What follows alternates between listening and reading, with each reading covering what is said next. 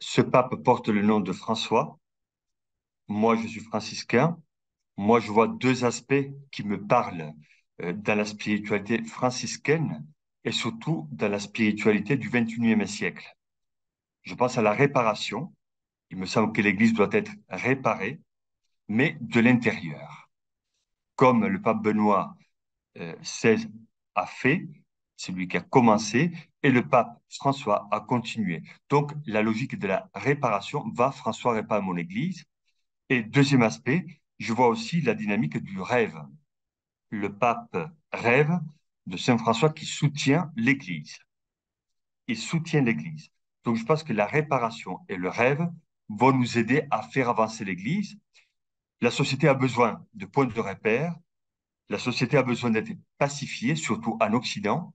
Et la société a besoin de voir plus loin. On est souvent dans la gestion, on a besoin des visions. Je pense que Saint François va nous aider.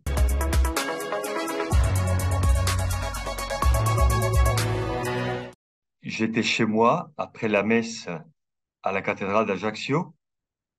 Il faisait une chaleur épouvantable. Je suis rentré chez moi et le cardinal corse Mamberti m'a téléphoné. Il m'a dit félicitations.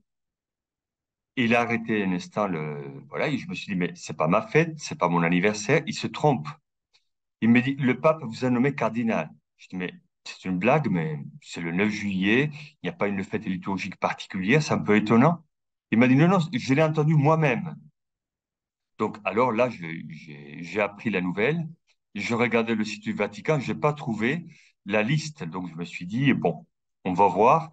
Après, à partir de ce moment-là, j'ai reçu un tsunami de messages et j'ai compris qu'il y avait quelque chose. Voilà.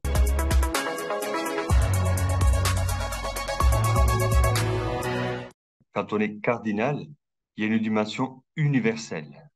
Cela touche à l'Église. Et donc, moi, je dis oui à l'épiscopat il y a 2 ans pour la Corse. Et donc, je me suis engagé avec ce diocèse. Et c'est ici que je donne mon temps, mes énergies, mes capacités pour accompagner le peuple de Corse.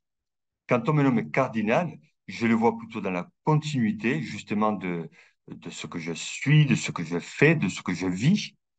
Et je vois aussi la dimension universelle. Donc, je vais passer de la Corse, une île, à la dimension du monde, à la dimension universelle et à la dimension de Rome. Donc, pour le moment, je n'ai pas tous les éléments pour comprendre ce que le pape me demande. Je vais essayer de le comprendre. À partir de maintenant, j'aurai plus d'informations.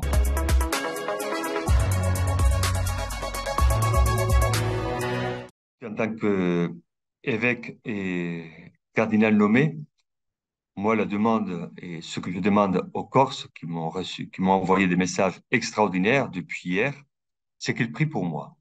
Je pense qu'aujourd'hui, quand on est cardinal, c'est pas juste un titre ou un privilège, mais c'est surtout une mission importante et exigeante.